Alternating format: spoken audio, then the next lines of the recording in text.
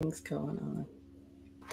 All right. Good morning, everyone. Good morning, and welcome to LEADJITSU Rise in the Dojo.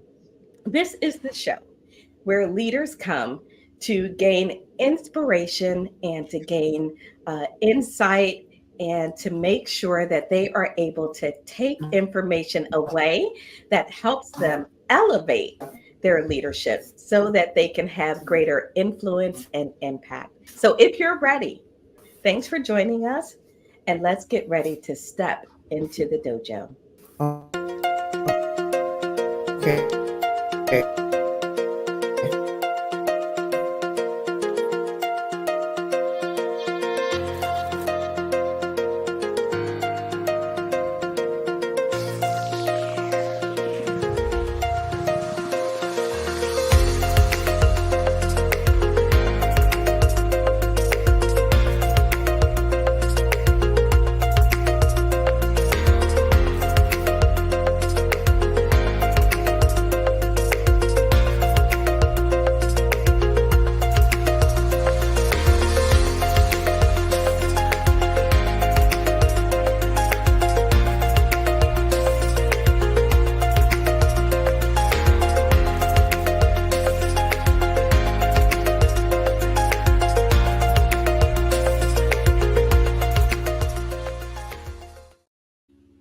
All right.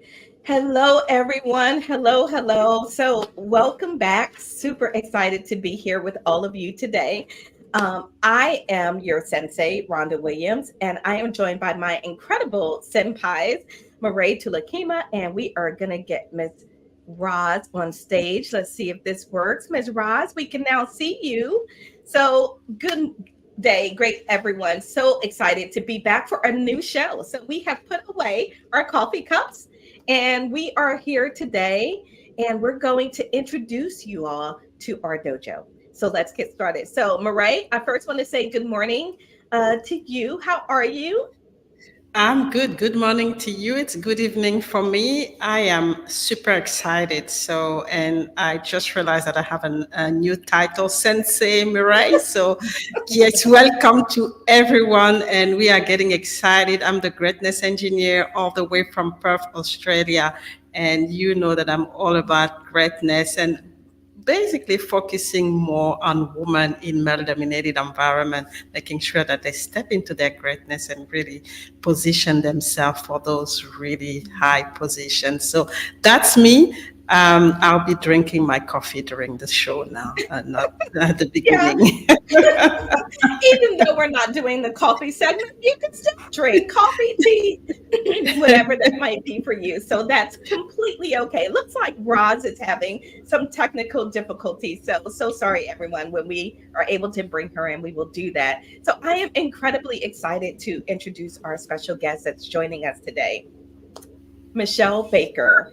Meshell and I had an opportunity to connect, and when we did, I immediately knew. I'm like, you've got to come on the show. You've got to come on the show. We have so much in common. So Meshell is a powerhouse and is sought after for her ability to inspire and really help people transform, be a catalyst for their dreams.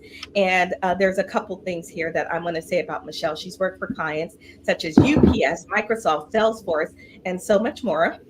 She believes that character is crafted and carved from chaos and crisis, and her methods inspire confident conversations to deliver exceptional results.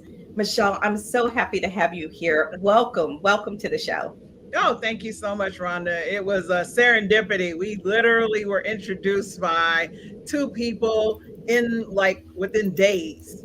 Within days, two people were like, "Y'all have to meet each other." So, and I'm so grateful to be here in the dojo and just to have this conversation. So I'm looking forward to what we can curate today. So Awesome, awesome, awesome. I'm going to try once more to bring Roz in and see if her Miss Roz, can you see and hear us?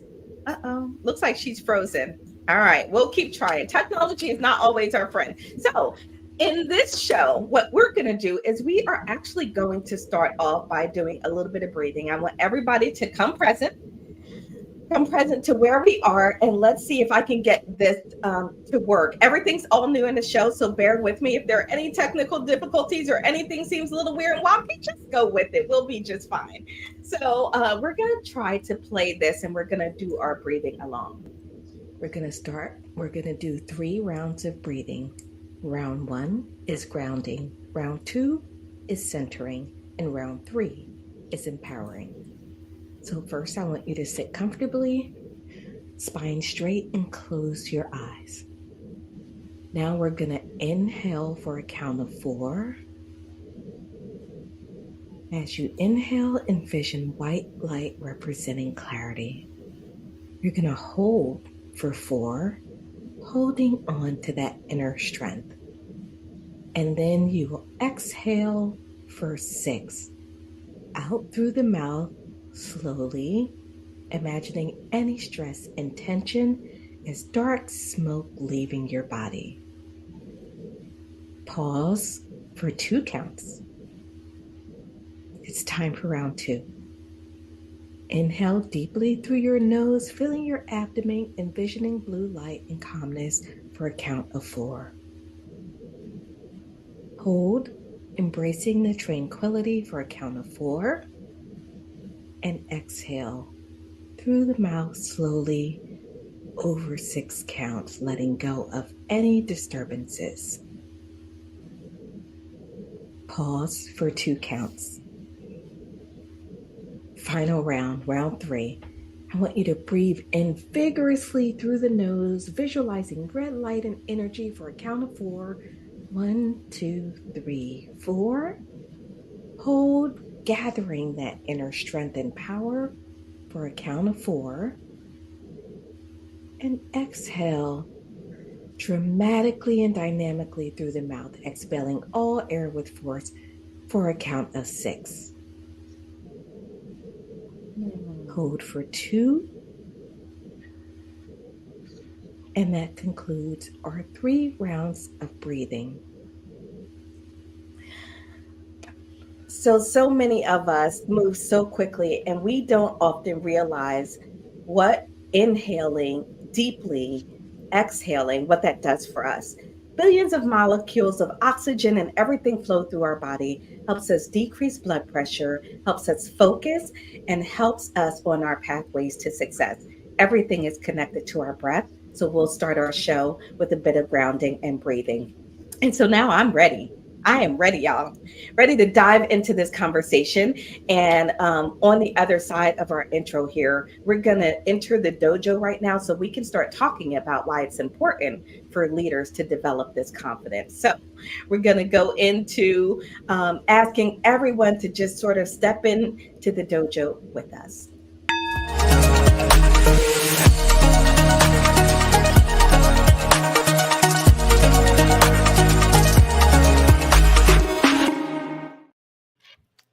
All right. So I am really excited about this conversation because I know that Meshell's going to bring it. I've got a couple people out there I want to say good morning to.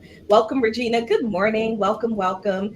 She says, congrats on the amazing new show. Mom's out there as well. Hey, Mom, great to see you. She's drinking green hot tea with fresh lemon. Excited about the show. And Regina said, love the breathing exercises. So, Meshell, I want to open up and I want to start with you. And I want to ask, why does a leader even need confidence? Oh my goodness. This is like, we only have 51 minutes left. So I will distinctly say as best as possible. Confidence is the ability that in the moment that you make favorable decisions, you're making a decision that is not just beneficial to you as a leader, you're making decisions that are beneficial to the people that you lead and to the target that you are, attempting to acquire. Whatever that leadership role is, there's an outcome that you've committed to deliver to a group of people, an organization, a committee, right? And what confidence allows you to do is make the most appropriate decision in that moment, regardless of the circumstances. Right? Confidence is that ability to see what's not seen. I always tell my clients, confidence, what it does is it allows you to, regardless of what you see, feel, hear, or think in that moment, you are still making the decision in favor of the vision of what you have signed up for or what you're believing for. Mm. It's really powerful because it almost sounds like you're saying that you've got to understand that that is your role, Yes. right? And so maybe I wonder sometimes in what we see if that's a bit of the disconnect is that we don't quite understand that role as a leader, to move that vision forward, to make the decision in the moment that's best in that instance. And so we get stuck in doing. And let me just pause for a minute and say good morning to my other senpai, Roz. Great to see you. Great to see you. So sorry you were having technical difficulty this morning. I know, just it's okay. We're going to take a deep breath and you're here now. And so that's what's important. So thank you for your persistence in working through that.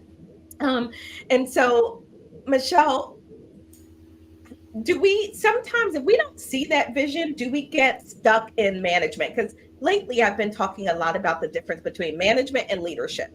And someone recently, I was speaking with a client and they said, that might actually be some of what's happening here as I've been focusing on this managing and the task work and the getting that stuff. And I have not been really engaging in the leadership aspect. Is that what you see in your work also? Yes. Yeah. Great way to, succinctly say it is that people get caught up in the dailies, right? And the task, right? And the doing. A leadership is a being, right? One of the things that I often remind people, once you're a leader, you can't not be a leader. So your mind, and that's often what happens is people are being either coached or trained or called upon to do a lot of things, and then the habit of doing will take you out of, right, the breathing takes you back to being, right? It gets you in a state of grounding and reminding you why you're here. There's all kind of activities that when done consistently and regularly as a routine will put you back in the space of who am I being, right? One of the things I do with my clients is every day, first thing they wake up is decide who you're going to be today. What are you going to do? What's the excellence you will deliver today, regardless of what happens? And when you do those when you are participating in those type of behaviors, you're more likely to remember that it's not just about the task. You're more like, right? And the human factor, that's the other thing that people are forgetting, right? Like we're all popular on AI, right? Which is, I call it, assisted intelligence instead of artificial. That's the preferred term. The human intelligence. So as a leader, your commitment to, I find, is to the people that you're serving, the people that you're working with. And many times, as you said, the outcomes will overshadow that. Will start to drive the people harder to get the outcomes instead of, looking at how can I inspire, encourage, elevate, support the people to empower them to deliver the outcomes. Yeah, so important. So, Marae, as I think about this, I love what Meshell was just saying about being versus doing. It's something I think we don't spend enough time talking about with our leaders. Is this sort of these two spaces that and yes, you've got to do both, right, Marae? But how do we make sure that we don't lose the being in favor of just focusing on that doing? Yeah, and I really like what Meshell was saying. Is really differentiate between the doing and the being, and because of the time that we are living, we tend to prioritize the doing. I mean, everything goes really fast. The processes are already in place, so it's more about executing. With everything being digital, artificial intelligence, robotic, whatever you call it.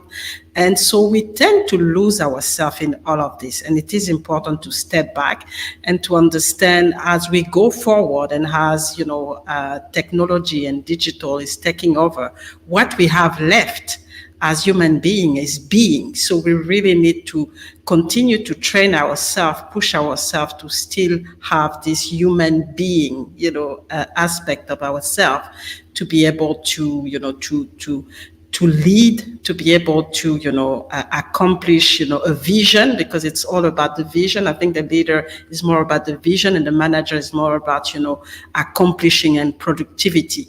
So this vision is more sustainable because it's a long term. So that's why we really need to focus on this being part to be able to lead this vision and bring it to fruition.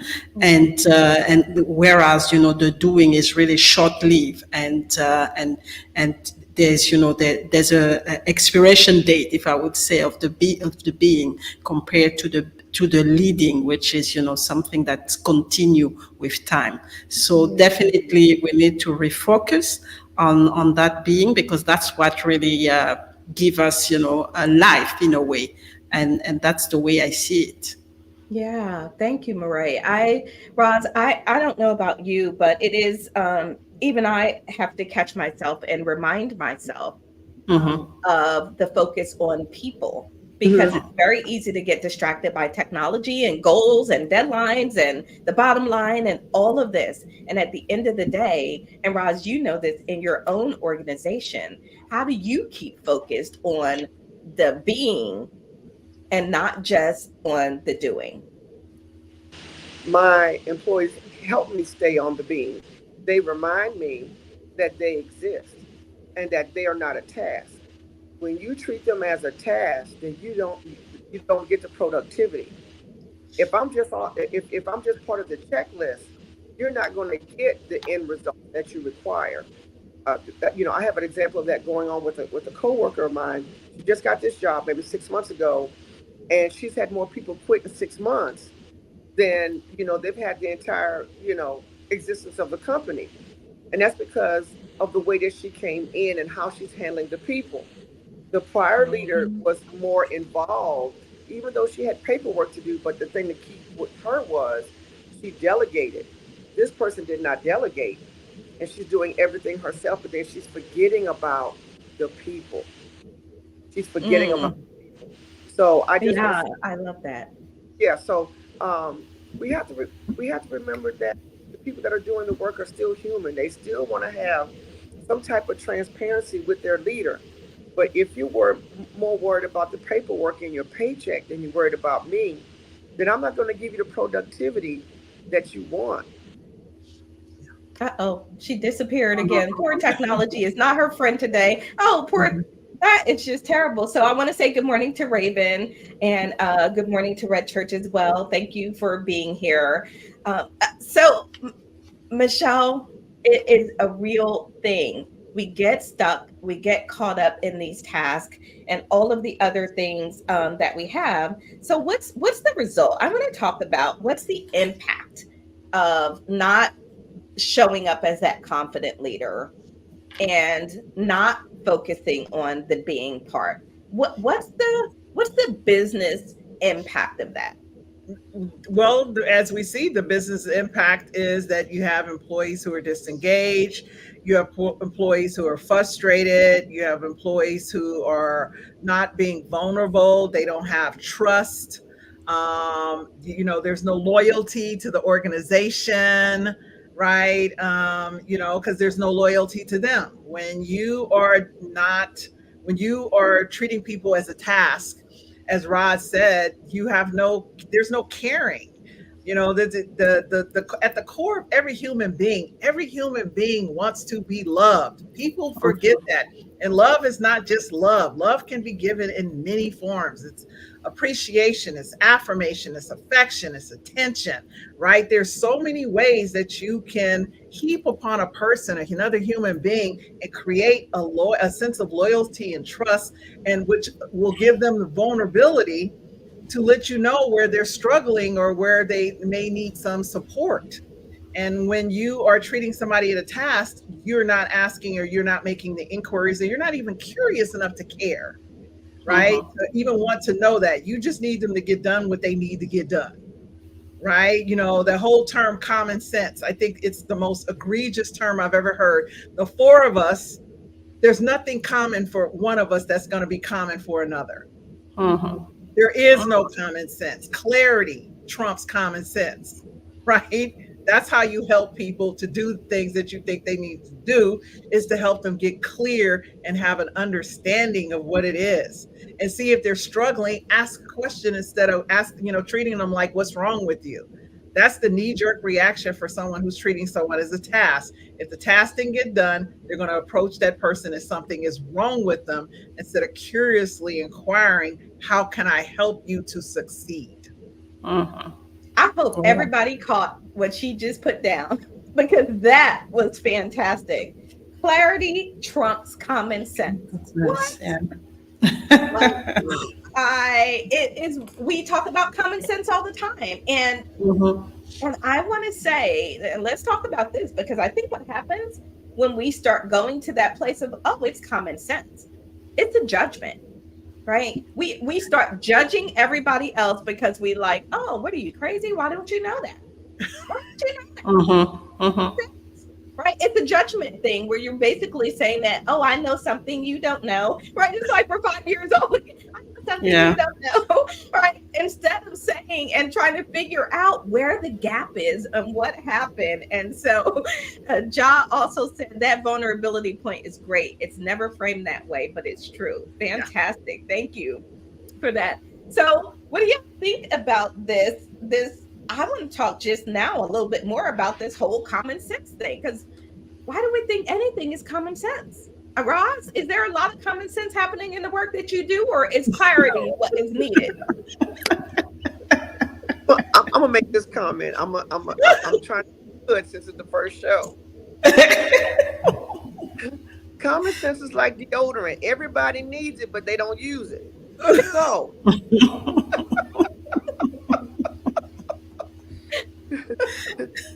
So clarity is going to trump, to me, as you said, common sense, because if you are clear, if I'm clear where I have to go, where I have to drive, what my end goal is, then I know what I have to do. But if I don't have clarity, we're gonna have chaos. We're gonna have fighting among the people. One person's gonna do it one way, one person's gonna do it the other way, and we're not gonna get the end results in a timely manner. And it can impact your bottom dollar. It impacts employees. It impacts clients, patients, whatever you call stakeholders, wherever you call your people that are receiving the services. It's going to eventually impact them. Yeah. So what we do inside the business is going to impact those on the outside. So I just wanted to put that out there. Yeah. And Marae, what are your thoughts on this whole clarity trumps common sense thing? Because I have not heard it. Put that way, Meshell, and I will be giving you credit for that one for the rest of life. Yeah, I mean, definitely as a leader, because we're talking about leadership. I mean, leadership is about clarity. When we talk about vision, we have to be clear about this vision. So that's really where, it sits that, if you don't have any vision, whatever you do, you go all over the place, and the common sense doesn't actually have, any sense anymore. So that's really where I sit. And just to comment on the fact that now we're just focusing on, the productivity and short-term and task. That's why we see a lot of people now, being sick, or, you can see, a lot of people, they talk about mental health, they talk about all kind of, diseases because of that, because we're just focusing on, making sure people just do what they have to do, and we don't give them space to really express themselves and get this clarity that, we're talking about. So that's really a problem right now. And we see it at the highest level, every single day, in government, in big companies, the impact that it creates, right now in the world, it's just crazy. Yeah, don't take us to the government, please.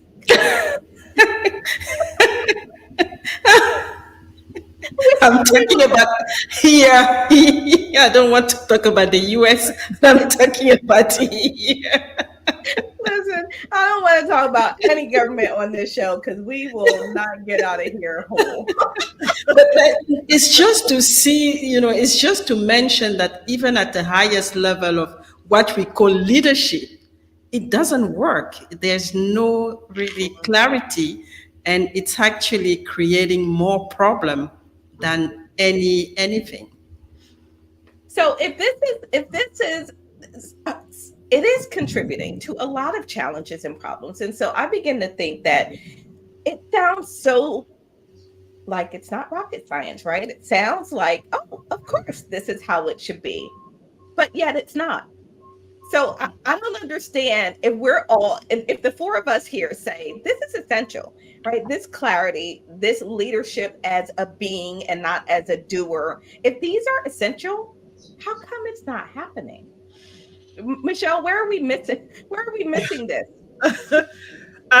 It's interesting. One of the things that when I'm workshopping and talking to people, I remind them that one of the things that happens is a young child. So if you look at a kid that starts walking, they don't know that they can't. Like they have no clue that it's impossible. There's adults around them stopping them, pulling them. So at that age, all they hear is no, stop, don't. No, stop, don't. And it's to help them. Now, at a certain age, once they have cognition, once they have their own consciousness and they're aware, they're meant to be told that you can be, do, have anything. You're amazing, you're gifted, you're unlimited in your capability. However, for most of us, I know it didn't happen for me. So the conditioning of can't is triggered. So now this person is triggered by can't. They live in a bubble of impossibility, of the limitations. And that's where most of the world walks around, is in limitations. They're limited by what they believe. And then that's placed on another person. So a leader is meant to take away all those boundaries, right? We think about some of the greatest leaders that there have been. There were no boundaries for their capability of what they were. They just had a vision, as you guys have mentioned, and they went full force into the vision, right? And what happens is the confidence to go that way and to speak about the vision, it energizes other people. Other people believe and they will support. And in the supporting of it, they grow their confidence, right? Leaders begat leaders, right? If you are not growing leaders, you're not a leader, period. Right? Well, wait. So that, right? Because that's more the whole leadership is you're grooming and you're coaching and you're guiding and you're mentoring, you're sponsoring others, because you're not your end is eventual, and you want to carry forth all that has been created. And so I think that so many people are just, right now, especially more than ever, are just trying to survive.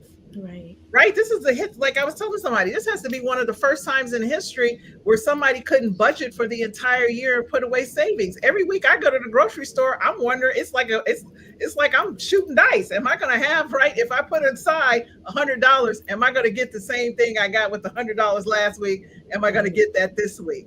Do you know how pins and needles and how much anxiousness that creates in a family of four, right? And somebody who has limited means, that pay is not being increased. And it's the same for leaders. So leaders are experiencing this as well in these leadership roles. So there's a lot of anxiety around doing to live.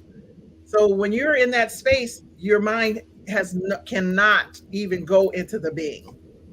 You're not even thinking about it. You're just doing what you need to do, what you need to have to, ought to, should do to survive. That's really powerful. I'm going to bring in, I want to say good morning to Christopher. Thank you for being out there. And he also says common consciousness represses common sense and self-empowerment. It absolutely does. And Meshell, just what you're speaking to, those everyday anxieties that people are facing, what a fantastic opportunity to truly step up and show leadership, because they are struggling with so many things outside of the organization. What if the organization was a place where everyone could come and be uplifted? You said this to me, I think it was the first time that we spoke. You said something like, if you're a leader and you are not breathing life into your people and uplifting them, then what are we doing? And I thought, that is magic. What are you doing? That is magic. Yeah. And I don't know if we all recognize that. So I want to come back, and we're going to talk about um, how do we help leaders. So we talk about the fact that we know that all of this chaos ensues when you're in that management space and you're really not Mm-hmm. leaning into leadership. You're busy, stuck in doing. You're not really being present, being there for your people. I want to talk about how we can help them start to move there. Right? How do they begin to move there? So we'll do that. We're going to take a quick commercial break, and when we come back, I want to talk about, really how do we help the leaders who are stuck in that place, if they can become aware, and if they recognize that that's where they are and they want to move, we want to help give them some strategies to do that. So we'll do that right after this brief commercial.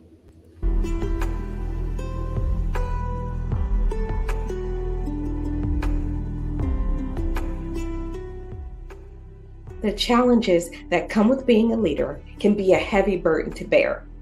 If you are like most leaders I know, then you are constantly grappling with turnover, you're grappling with long hours, the constant state of change, trying to keep your team engaged and productive, and sometimes burnout that is disruptive. Well, here's the truth. Hope is not a strategy. The only way that you're going to gain the impact, influence, and insight you desire is to create it. The good news is you can do it without ever stepping onto a mat. With LEADJITSU Executive Coaching, the only person that you will be responsible for grappling with is you. Step into the dojo. LEADJITSU, the vision, artistry, and discipline of superb leadership.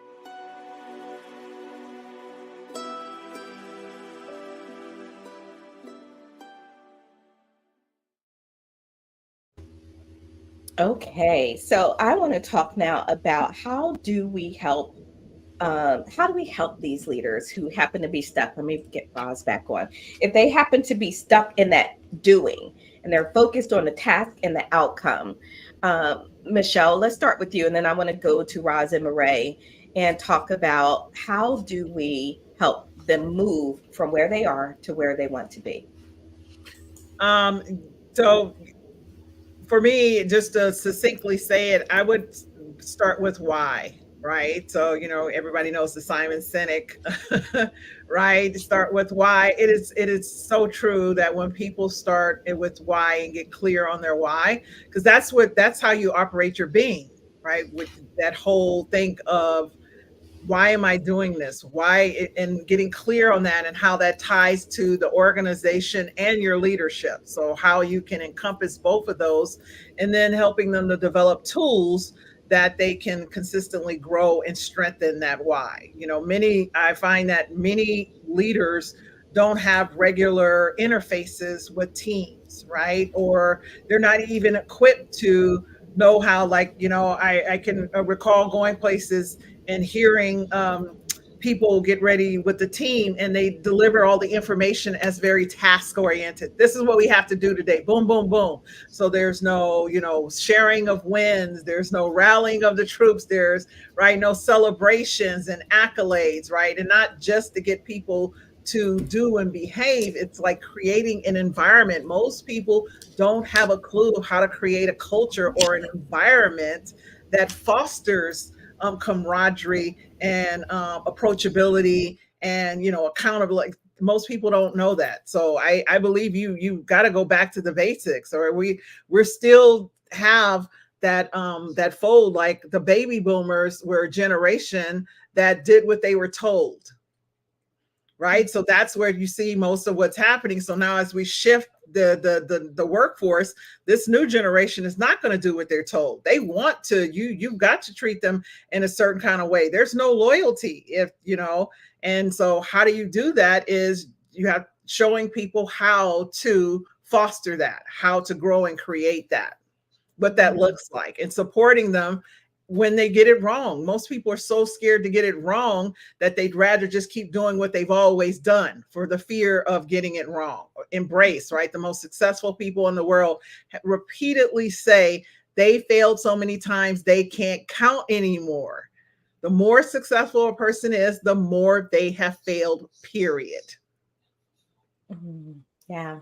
Yeah, absolutely. I love all of that. So I love that you started with that why, because when you know who you are, so I think you and I were talking about this. One question that I like to ask my executive coaching clients is, why are you a leader? And then if you can answer that question of why are you a leader, besides the fact that somebody just thought it was a great job for you, if you can answer that why you are a leader, then the next question I ask is, why should anyone follow you? Right? Yes. Because if you're a leader and you don't have anyone who's willingly following you, then you're not really leading, right? So it's really important. So Moray, what about you? How can we help? Let's build this playbook here for leaders who are stuck in doing. We want to help them shift to confidently stepping into their power so that they can positively influence and impact others. And first, before you respond, Moray, Mom said, woohoo, loving everything about the new show so far. That's great, Mom. Thank you. Christopher says, without engagement, leaders create engagement. Mhm. Yeah. Mhm. And then Christopher, working with you is amazing. It's awesome. All right. So Marae, what can we add to the toolbox for these leaders? So the first thing for me is really self-awareness. So you have to be able to lead yourself. So the self-awareness is important. So being able to lead yourself will actually create a precedent to be able to lead others. Because if you can't lead yourself, then it becomes very difficult to lead others and to get people, to groom people to become leaders, because that's what a leader is all about. So we really need to start there. And then there's I like what Christopher was saying, the rule of engagement. How do you engage with people around you? How do you engage with your team? What are the rules that you want to put out there to make sure that your vision is actually clear to them and they can follow you with confidence and get to learn with you, get to grow and become leaders themselves. So I think those are two important things, and really create a shared vision. When we've done that, a vision that they can really embrace, and not just a vision that works for you, but a vision that really, give them the possibility to embrace themselves and to also express themselves as well, and not feel like they are in a box where they need to fit, but more like, they contribute to something that's going to grow. So basically growing the box, and instead of, restricting this box that where we want to fit them. So I think those are, key thing that needs to be, set up front to be able to get, proper leadership. Because otherwise, like we said, the young generation, I mean, they are completely different. Now we're working with, several generations. So we need to understand, how we interact with them, how we engage with them, and give them space to express themselves and really, create something that we can all share, this shared vision to be able to go forward together. I love all of that. All right. If you all are jotting down notes, because this is your whole playbook right here, we're giving you the playbook. I love all of this. So what about you, Roz? What would you like to add to the playbook for these leaders who might be stuck for maybe lack of training, lack of awareness, whatever that might be, and they want to move to that confident, high performing leader who is getting the best out of their people? What would you add to their toolbox?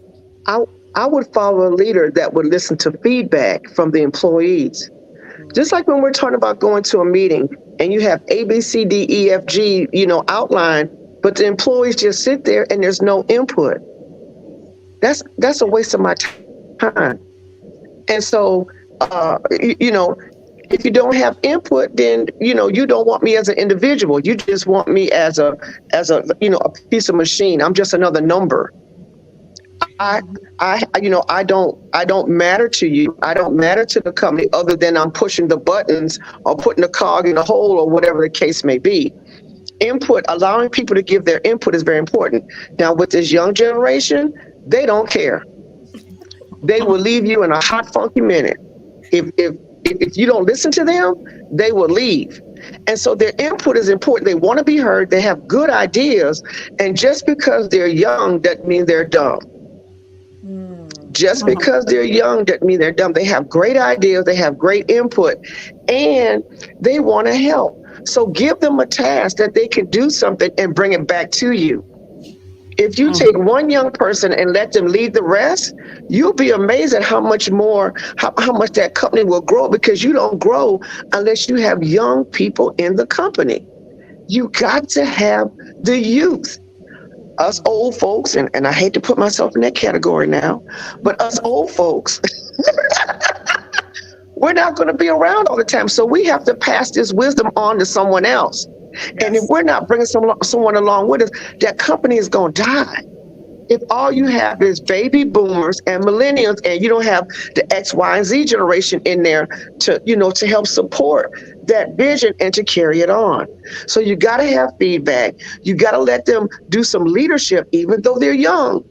They still have great ideas. When you do all of that, you will be amazed how those, I'm telling you, because I see it happening.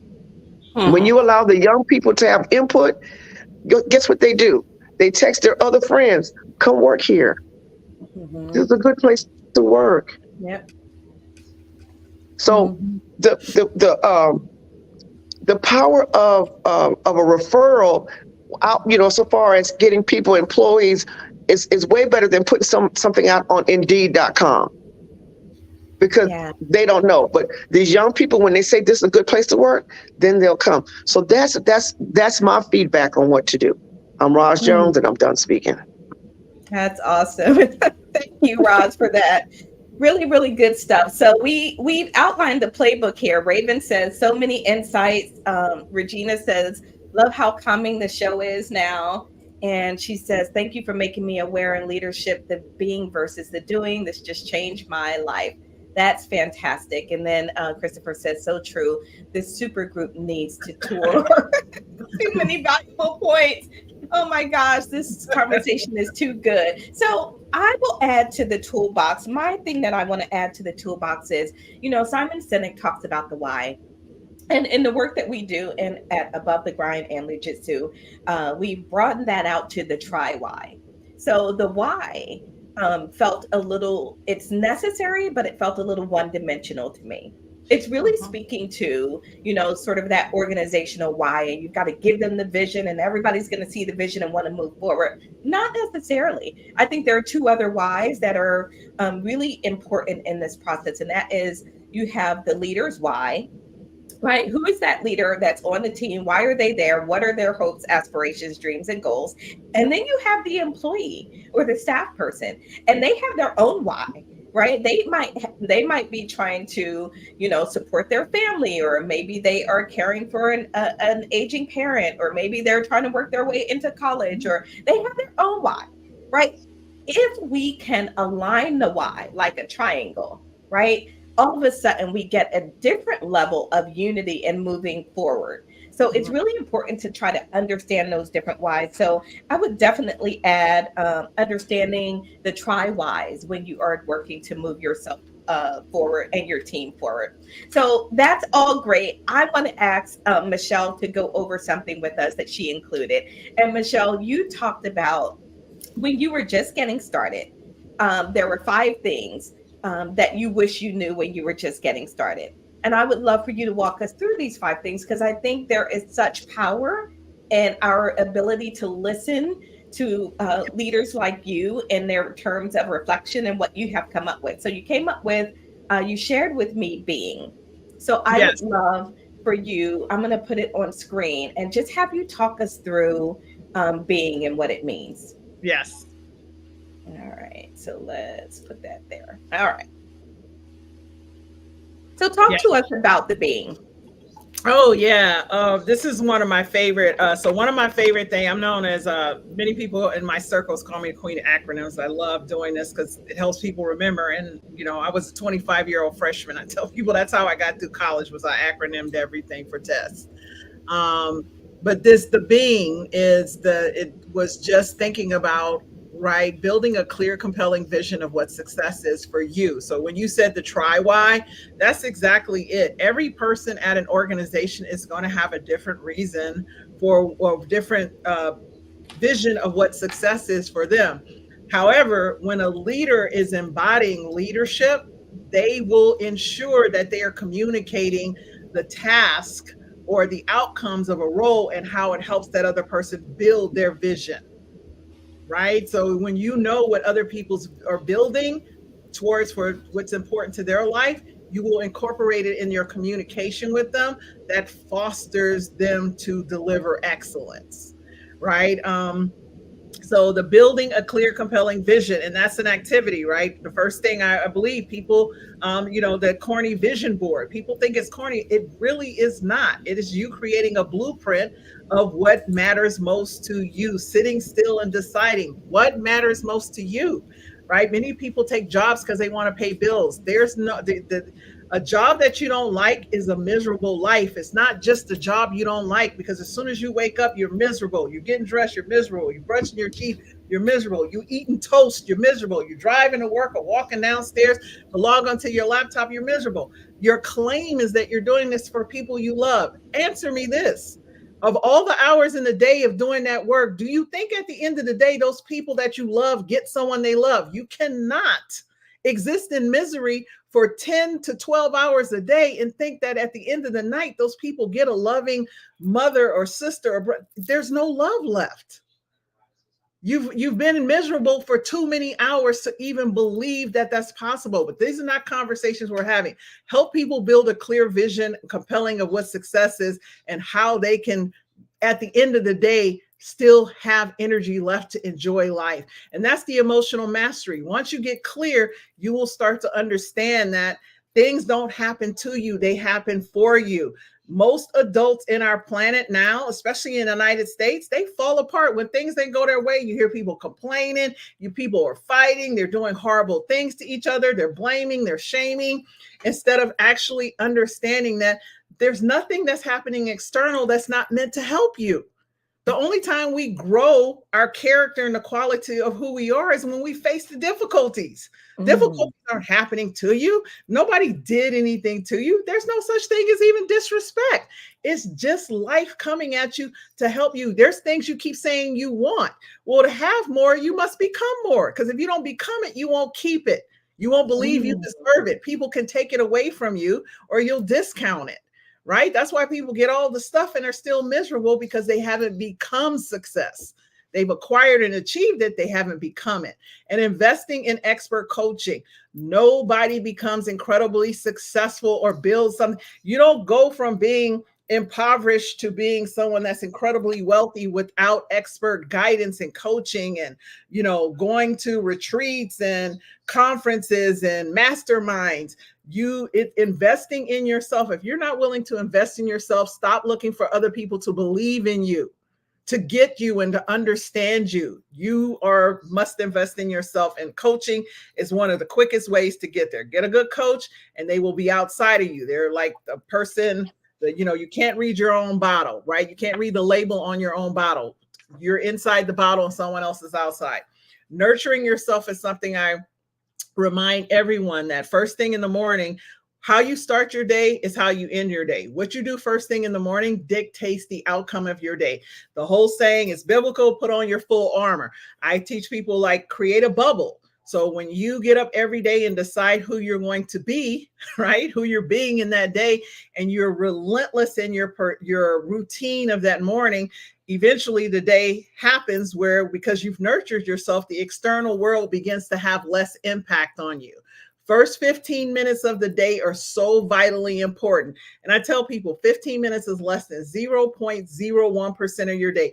If you are unwilling to give yourself that first 15 minutes of the morning, and for women that I work with who have small children, I say start with 5. It's the consistency that will build the results. It's not the length of time. People talk about, I get up and I do this for an hour and 2 hours. It was impossible when I started that. Just 15 minutes. There's something about that sweet spot of 10 to 15 minutes every day, and the consistency of not breaking it that starts to change the inner conversation that happens in you. You spend more time in your head than anywhere else you will ever spend on this planet. So if you have not made the inside conversation in your head a good place, you will always struggle. And that's what nurturing yourself is. Making that vitally important first thing in the morning. And then gratitude is the other one. Once you understand and you get clear on why you're doing what you're doing and investing in yourself, then you will understand that everything is happening for you. And all you need to do is say thank you. Just say thank you. If it's happening for you, when you can ingratiate, you will start to see there's no difficult people. It's just an opportunity to build character. I don't get mad. I like, whenever I was telling you a recent experience, I had that initial thought that I can't believe they talked to me like that. And then I immediately said, oh, this is just making me aware that this is not a place that I want to join. This is not a place that I plan to come back to. Everything is just directing you on the path of your clear vision. If your vision is not clear and compelling, life becomes overwhelming. It becomes a task. It becomes a chore. It becomes difficult. You're arguing. You're frustrated. People who have clear, compelling visions of their life, their legacy, and where they're headed, life begins to make sense to them, and they direct themselves accordingly through the landmines. So powerful. That entire segment and the way that you outline that and share that is really, really powerful. So thank you for doing that. And I'm really glad that I almost missed it. I'm like, let me make sure that I get the being in, because I knew that was going to be something really powerful for us. So thank you for that. Man, we could almost do a whole nother show, just responding to the being. But first, let me go to Roz and Meshell and get their quick thoughts before we go into our Leaders Code segment. The part, I think it was number 4, where she said, we have to invest in ourselves. What does a leader lose by not investing in themselves? That floored me right there, because I know I spend every year, when I say thousands of dollars on coaching. Every month, that bill goes out, but probably before my mortgage. You understand? But I know how important it is, because I can't grow. I get stagnant if I don't have a coach and accountability. Then you say consistency builds results, and it takes 15 minutes a day. 15 minutes. Those 2 pieces right there. Because if you don't invest yourself, you're going to lose a whole lot, personally and professionally. And I'm sorry, that's my take. Let me hush. I'm excited. I'm all bubbled up about this now. We're going to have to go back and watch this segment, because I'm telling you, Meshell, the other piece was the amount of time that you spend in your own head and thinking that's the best place for you. It's the only thing going on in the world is what's in your own head. It's like, no, like you really got to broaden out. You got to get out there and you got to open up your perspective. So Meshell, your response to that being? Oh, it's amazing. And for me, nurturing yourself is the part that we often forget. We build those vision, and, we make sure that we get the coaching, but sometimes we just forget the most basic, which is nurturing ourselves and making sure that we come up with the right mindset, because that's really what's important for us to digest everything and to put everything in place. If we're not okay, then it becomes very difficult. So I think the nurturing is key, and the gratitude as well. Really making sure that we are grateful and we appreciate what we do. And really stay in this positive, environment and mindset that will help us to continue and have a sustainable being in that case. Keep going forward and keep going to the next level. I always talk about going to the next level of your greatness. So that's really what it's all about, the nurturing and then the gratitude, and then it gives you the boost and the energy to go to the next level. So that's really where, my focus here in that being. But I think the five letters are just, well, I'm going to keep it somewhere in my room. I love it. And I heard something earlier where they were talking about leadership as a journey. And they said we really should sort of start using different terminology around that, because a journey has a start and an end, right? A journey is you kind of get there. You get to your place or your destination. Instead, leadership is really a cycle of development. Constantly. It's not stagnation. You're not stuck. You're constantly moving, right? You're constantly moving and growing, but you're always in that cycle somewhere, and we don't ever arrive. So I thought that was really powerful. So let's go into our LEADJITSU Leaders Code segment. And what I want you all to do is just pick one code that resonates with you in that relates to our discussion today, and just say what that code is and why you chose it. And then well, I can't even believe it's almost time for us to wrap up already. Holy cow, the time went really, really fast. But we're going to go, as you're looking at the code, just choose one that resonates with you and let us know why. And if you're out there in the audience and you're wondering what we're talking about, LEADJITSU Leaders Code, it's 15 principles we use to help organizations and leaders bring harmony, either back to themselves, back to the organization, and we're going to just do a little segment each week where we talk about that. So let's, while you all are choosing the code that you want, hopefully you have access to that, and I'll do our little intro, and then we'll get started on the LEADJITSU Leaders Code and which one resonates with you.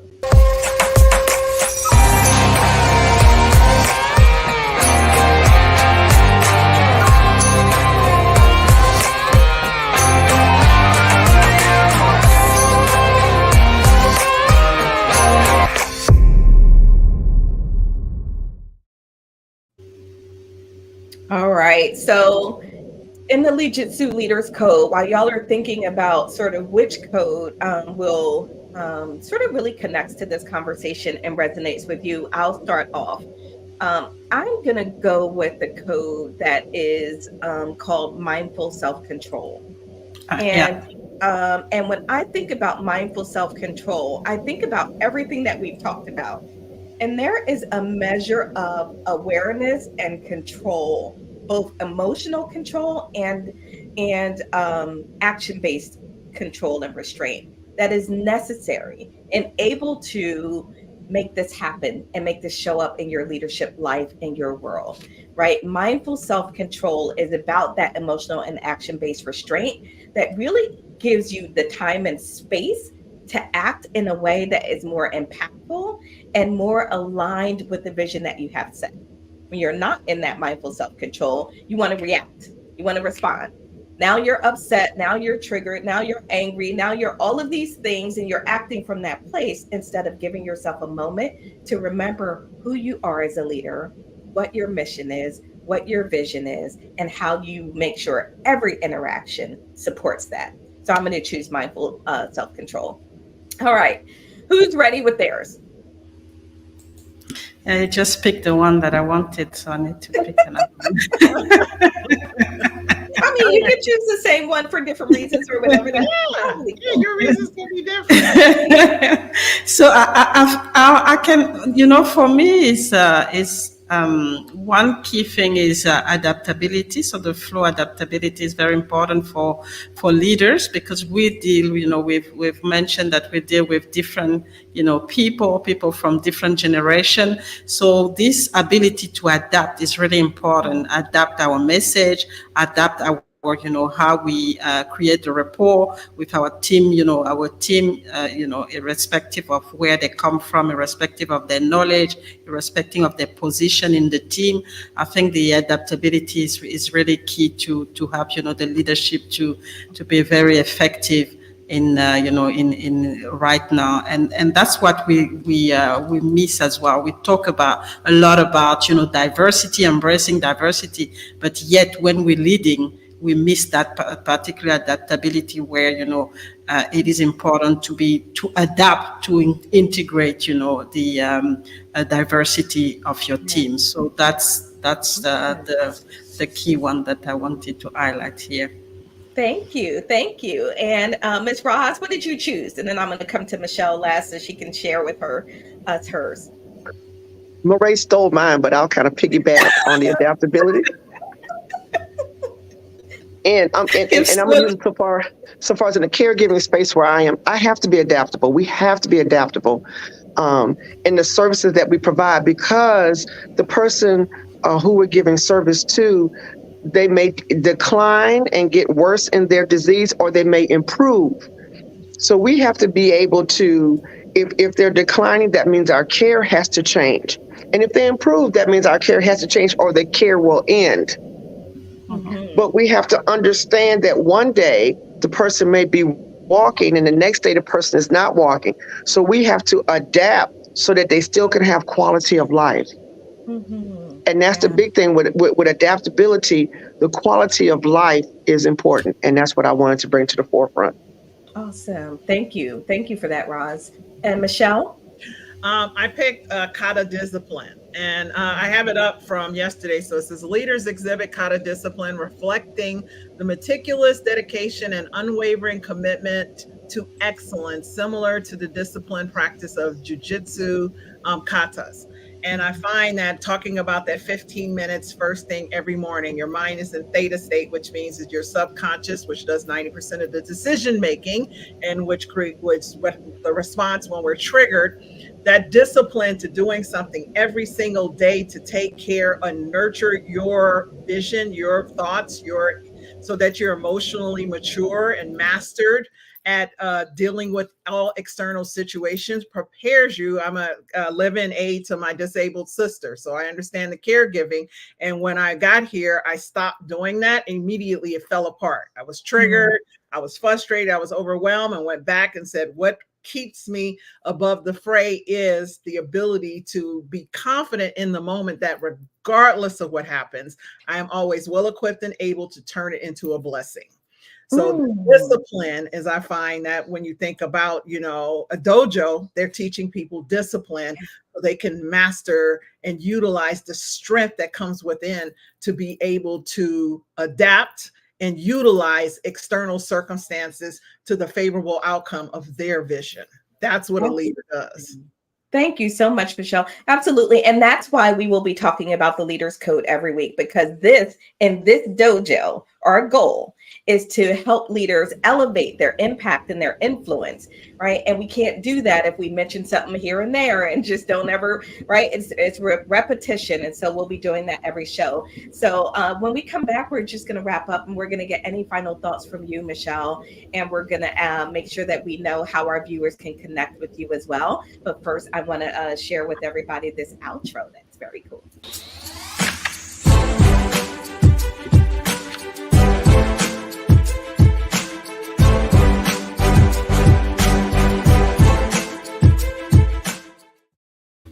And even beyond being cool, what's really important about that is if you want your own copy, your own poster of the Leaders Code, you can get that at leaderscode15.com. Leaderscode15.com. You can download it yourself so you can follow along during the show. So, Meshell, it has been an incredible pleasure having you here with us on the show. Absolutely loved it. I think our participants, our audience loved it. Raven, I said, I love the design of the new show. Mom said, so much wisdom, Meshell. I didn't want to miss anything. She's taking notes, all of that fun stuff. So thank you for being here and being our special guest on our inaugural show of LEADJITSU Rise in the Dojo. And what final words would you like to share with us? And then how can people reach you? Oh, yeah. I thank you all for this opportunity to be on your inaugural show. You guys are fabulous. I'm having a forlorn moment. Like, I won't be with y'all all the time. Can I come play? Right? Right. Seriously, you guys are amazing. I would tell someone, get clear on your why. Take time. You can Google vision boarding, Google creating, find out what matters most to you. What at the end of your life. I went to a homegoing for a 98-year-old woman this past weekend, and it was just floored at the celebration. It was minimal mourning, most celebration of her life and the impact she had. And we forget that in the surviving and the doing. So get clear on your why and begin to live a life that matters to that. And you'll be amazed at how fast things turn around. You can create any outcome you want, and it demands that you stop and decide what that outcome is. Yeah.